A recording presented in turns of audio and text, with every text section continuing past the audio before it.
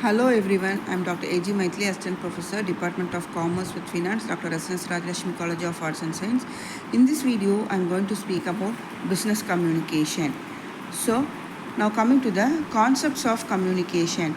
The word communication has been derived from the Latin word communicate, which means impact or participate or to transmit. The word communicare is derived from the root communis, which means to make common or to share. Communication is the activity or the process of sharing or exchanging ideas, feelings, information, experience between two or more persons. Act or inact of transmitting the information actually communicated by some means. Definitions of communication. So different authors have given their views on communication. The Oxford English Dictionary defines communication as convey the action of conveying or exchanging information and ideas. Peter Little defines communication as the process by which information is transmitted between individuals and organizations so that an understanding response result. Process of communication. The process of communication involves a series of stages. First one, an idea arises in the mind of the sender which he wants to share. The sender encodes the idea in the form of a message. The sender chooses a medium or channel to put across the message. The receiver receives their message. The receiver decodes, that is, understands, interprets the message. The receiver sends feedback or his response. So the response,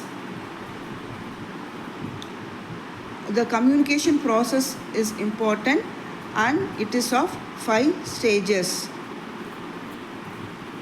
Coming to the importance of feedback in process of communication.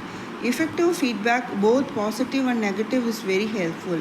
Feedback is valuable information that will be used to make important decisions. After getting the meaning of the message, the receiver provides feedback which he decodes in the form of response, reply to the message. Feedback plays an important part in the communication process because it is desired and expected by both the sender and the receiver.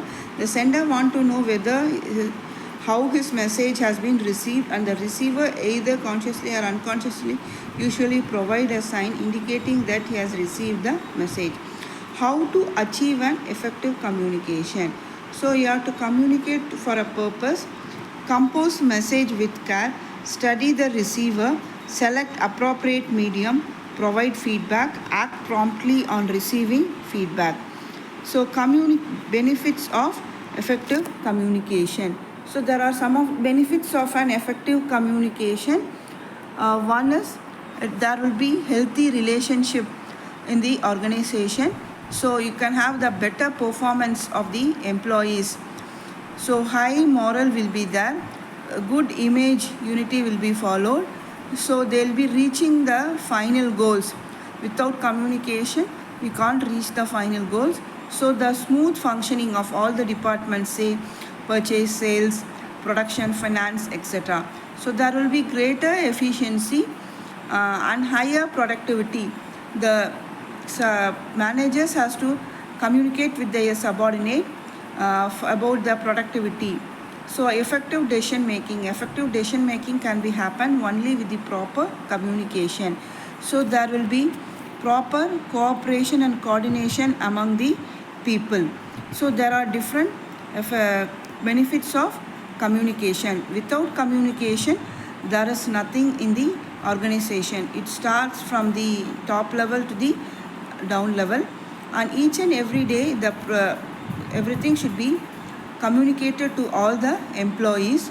So the communication can be in any way, that is upward, downwards, horizontal. So it can have the channel. So while communicating with the subordinate, it has to be in proper channel, and the communication should be clear, and it should reach the receiver on time. Any delayed communication will delay in decision making and it is of no use. So see that everything is in proper. Communication is a very important one in an organization. It plays a vital role in making the process effective and reaching the goals effective. So utmost care should be taken for communicating. So you have to study the receiver mind. The sender has to see what is how the receiver will receive the message.